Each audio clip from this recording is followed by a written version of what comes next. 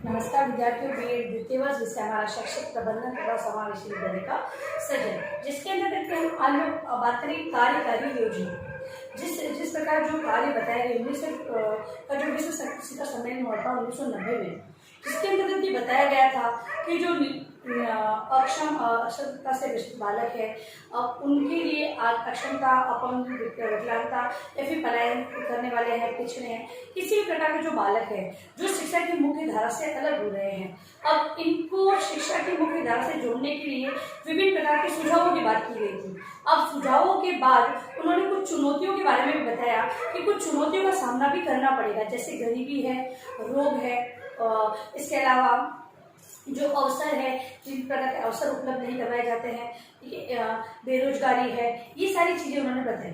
इसी के साथ साथ ये बताया कि कार्यकारी योजना, कार्यकारी जो कार्य करने की जो योजना है, उसके अंतर्गत किन किन बातों को ध्यान में रखना बहुत ही आवश्यक होगा। यदि अगर कार्यकारी योजना नहीं बनाई जाएगी तो जो कार्य हम करना चाहते हैं, निःशुल्क और अनिवार्य शिक्षा 6 से 14 वर्ष के बालकों को आप देना चाह रहे हैं, वो जो लक्ष्य है वो पूरा नहीं हो पाएगा। इस हेतु उन्होंने कार्यकारी योजना के बारे में बताया। इसके कुछ बिंदुओं के बारे में हम लोग आज चर्चा करेंगे अपनी दोहरान कार्य के अंतर्गत।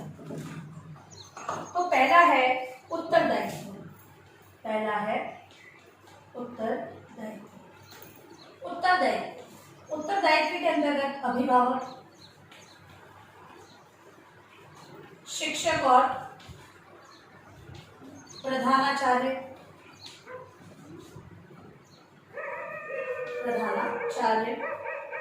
उसके बाद है प्रशासन या समिति जो भी है, और फिर है समाज। क्योंकि अभिभावक कह दिया कि इन बालकों के अगर कोई रोग है तो उनके रोगों की रोकथाम की जाए, उन्हें उचित स्वास्थ्य संबंधी सारी सुविधाएं प्रदान की जाए। अब बात आती है अभिभावकों की। अभिभावक भी एग्री होने चाहिए कि इन बच्चों को विद्यालय भेजा जाए। देखो, सामान्य बालक के जो अभिभावक होते हैं वो ये चाहते हैं कि हमारा बालक बहुत अच्छे विद्यालय में पढ़े, वो किसी विकलांगता से ग्रसित बालकों के साथ क्यों पढ़े। उनकी ऐसी जो मानसिकता होती है उसके कारण भी जो कार्यकारी योजना बनाई जाती है वो उसमें बाधा उत्पन्न होती है।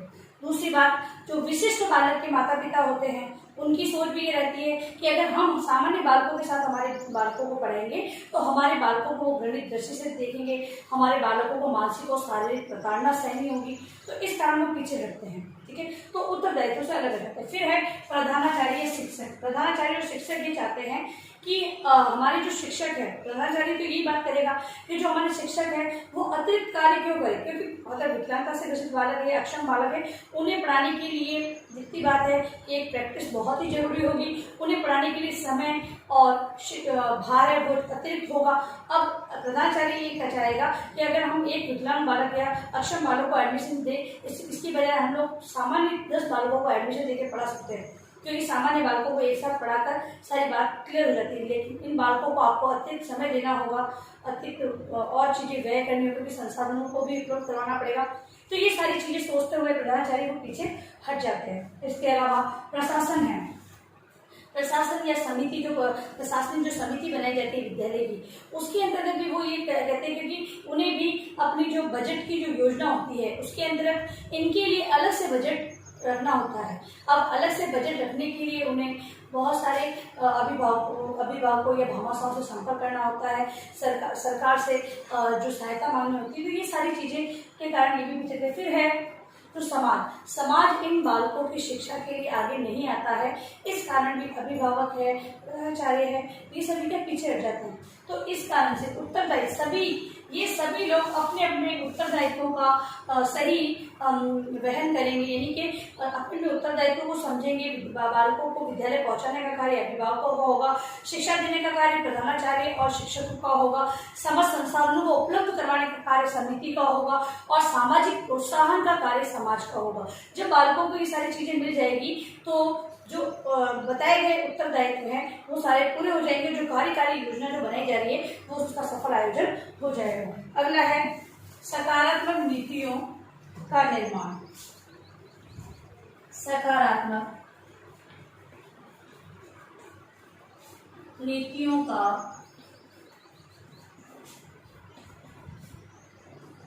निर्माण। इन बालकों से संबंधित जितनी भी नीतियां बनाई जाए वो अपने सकारात्मक रूप में हो, मतलब नेगेटिविटी उसमें हो ही नहीं। सभी में ये माना जाए कि अगर हम इन नीतियों का निर्माण करेंगे तो हम ये कार्य कर सकते हैं। शिक्षण से संबंधित, उनके स्वास्थ्य से संबंधित, उनके पालन पोषण से संबंधित सभी प्रकार की जो नीतियां बनाई जा रही है उसके अंदर पॉजिटिव सोच रखी जाएगी तो कार्य जो योजना हमारी बनेगी वो सफल आयोजित होगी। अगला है अंतर्राष्ट्रीय सहयोग। अंतर्राष्ट्रीय सहयोग, अंतर्राष्ट्रीय सहयोग से मतलब है कि जब इन कार्यकारी योजनाओं का जब आयोजन किया जाए तो हो सकता है कहीं दूसरे जो देश है वहाँ पर कुछ अलग नीतियाँ या फिर कोई ये कह सकते हैं कि मान लो अगर कोई श्रवण बाधित बालक है उनको पढ़ाने के लिए हमारे भारत में ऐसे इंस्ट्रूमेंट्स उपलब्ध नहीं लेकिन विदेश में उपलब्ध है, तो हम उन इंस्ट्रूमेंट्स को आज नहीं तो कल हमारे यहाँ भी उपयोग में ला सके या फिर उन्हें हम लोग उनके माध्यम से हम लोग समझ सके कि वे किस प्रकार हम लोग हमारे यहाँ बदलाव ला सकते हैं शिक्षण नीतियों में या फिर हमारे संसाधनों के अंतर्गत। तो विदेश में जो कार्य हो रहे हैं उनको यहाँ भी अपनाया जाए। तो ये अपनाने का कार्य कब होगा? जब हम अंतर्राष्ट्रीय सहयोग प्राप्त करेंगे या हम हमारा सहयोग उन्हें देंगे और उनका सहयोग हम लेंगे, तभी ये होगा। तो कार्यकारी योजना में अंतर्राष्ट्रीय सहयोग की बात की गई कि अंतर्राष्ट्रीय सहयोग लेते हुए भी हमें हमारी कार्यकारी योजना पूरी करनी होगी। फिर है समावेशी विद्यालयों की स्थापना। समावेशी विद्यालयों की स्थापना। अगली बात ये कही गई कि जब हम समावेशी शिक्षा का जो हम लक्ष्य लेकर चल रहे हैं उसके अंतर्गत समावेशी विद्यालयों की स्थापना भी करनी होगी। अगर सरकार है वो हर जगह समावेशी विद्यालय खोलना चाहेगी सरकार, तो वहाँ पर उन्हें अध्यापक लगाने होंगे, स्पेशल टीचर्सों की व्यवस्था करनी पड़ेगी, संसाधन उपलब्ध करवाने होंगे। इससे क्या होगा, जो बजट है वो हमारी जो हमारी कार्यकारी योजना है उससे ज़्यादा बढ़ जाएगा, व्यय ज़्यादा हो जाएगा। इसी कारण सरकार को ये करना चाहिए कि जो विद्यालय है, सरकारी विद्यालय है, उन विद्यालय को ही समावेशी विद्यालय कर देना चाहिए और जो स्पेशल टीचर्स है या जो संसाधन है वो वहाँ पर उपलब्ध करवा देने चाहिए, जिससे कि क्या होगा कि समावेशी विद्यालय भी हो जाएगा और जो शिक्षा का लक्ष्य लिया गया है समावेशी शिक्षा का वो भी पूर्ण हो जाएगा और कार्यकारी जो हमारी योजना है वो सही प्रकार से चलेगी। फिर है शिक्षा का सार्वभौमिकरण। शिक्षा का सार्वभौमिकरण। शिक्षा का सार्वभौमिकरण से तात्पर्य है कि शिक्षा सभी को समान रूप से प्राप्त हो। तो कार्यकारी शिक्षा है, हम लोग देख रहे हैं कि शिक्षा के अधिकार के संबंध में विभिन्न अध्यायों की हमने बात करी, तो जिससे स्पष्ट हो रहा है कि सरकार ने जो नीतियां बनाई हैं, जो अधिकारों के संबंध में बात की गई है, उसके संदर्भ में नियम बनाए हैं वो बिल्कुल सही नियम बनाए हैं, यानी कि सभी को समानता से शिक्षा प्राप्त दी जाएगी, ये सारी चीजें बताएगी। तो हमारी कार्यकारी योजना जो बनाई जाएगी उसमें शिक्षा का सार्वभौमिकरण बहुत अच्छे तरीके से हो जाएगा। फिर है समय सीमा का निर्धारण। समय सीमा का निर्धारण। समय सीमा का निर्धारण के अंतर्गत कि भाई हमें जो ये समावेशी शिक्षा का लक्ष्य हमने रखा है वो कब तक हमें प्राप्त करना है, इसका निर्धारण समय सीमा के रहते ही जो हमने समय सीमा निर्धारित की गई है उसी समय के बीच हमें हमारी कार्यकारी योजना लागू करनी है और जो समावेशी शिक्षा का लक्ष्य है उसे पूरा करना है। फिर है विश्व बंधुत्व की भावना। विश्व बंधुत्व की भावना। विश्व बंधुत्व की भावना को यहाँ पर स्वीकारते हुए, क्योंकि अगर विश्व बंधुत्व की भावना को नहीं अपनाया जाएगा, सभी से सहयोग लेते हुए कार्य नहीं किया जाएगा, तो जो लक्ष्य है वो उससे हम लोग अलग हो जाएंगे। क्योंकि जो ये कार्य है समावेशी शिक्षा का, वहाँ पर बहुत सारी समस्याएं या फिर परेशानियां हमें देखने को मिलेगी, लेकिन उन्हें नजरअंदाज करते हुए, उनका सामना करते हुए हमें लक्ष्य को प्राप्त करना है। तो सर्वप्रथम विश्व बंधुत्व की भावना को अपनाना होगा, तभी हमारी कार्यकारी योजना इसका सफल आयोजन हो सकेगा। फिर है वैश्विक शांति।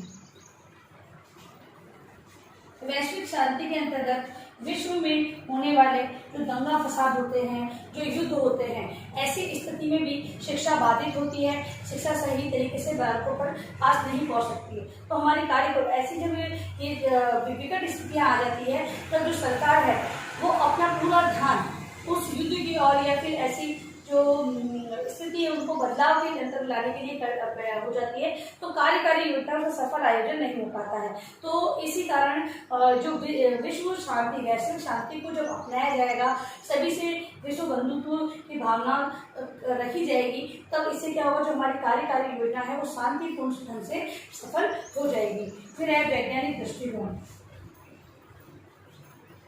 वैज्ञानिक दृष्टिकोण सभी जगह वैज्ञानिक दृष्टिकोणों को अपनाते हुए अगर बालकों का स्वास्थ्य है तो स्वास्थ्य संबंधी जो भी व्यवस्था की जाए उसमें वैज्ञानिक दृष्टिकोण को अपनाना चाहिए। शिक्षक है वो वैज्ञानिक दृष्टिकोण से देखिए, अभिभावकों को भी समझाया जाए कि आपको अंधविश्वासों पर विश्वास न करते हुए अपने बालक को अच्छे चिकित्सक की सलाह लेनी चाहिए और विभिन्न प्रकार के जो सहयोग सरकार दे सकती है उस सहयोग को अपनाना चाहिए। तो इससे क्या होगा, कार्यकारी योजना सफल आयोजन हो जाएगा।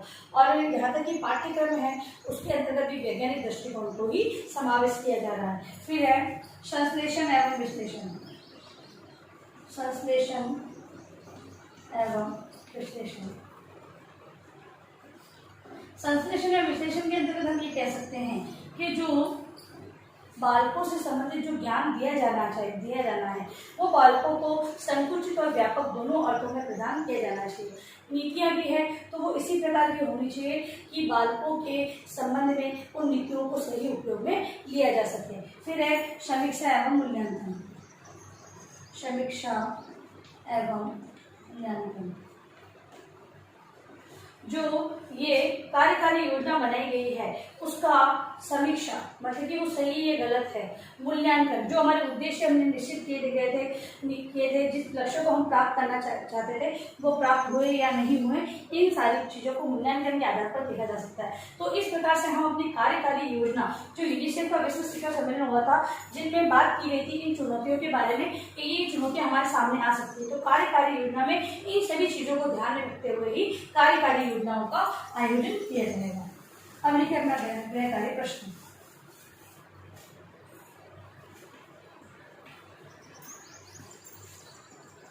कार्यकारी योजना को समझाइए। कार्यकारी योजना को समझाना है। अपने उत्तर पुस्तिका में इस दौरान कार्य के प्रश्न को आप लिख कर लाएंगे और इसके उत्तर को आप अच्छे तरीके से वर्णन करते हुए लिखेंगे। और अंत में इस महामारी के दौर में कम से कम आवश्यक कार्य होने पर आप लोग बाहर निकले, बाहर जाते 3 बातों का विशेष ध्यान रखें, मास्क लगाए, सोशल डिस्टेंस बनाए और हाथों को बार-बार सैनिटाइज करते रहे। सुरक्षित ध्यान रखें। धन्यवाद।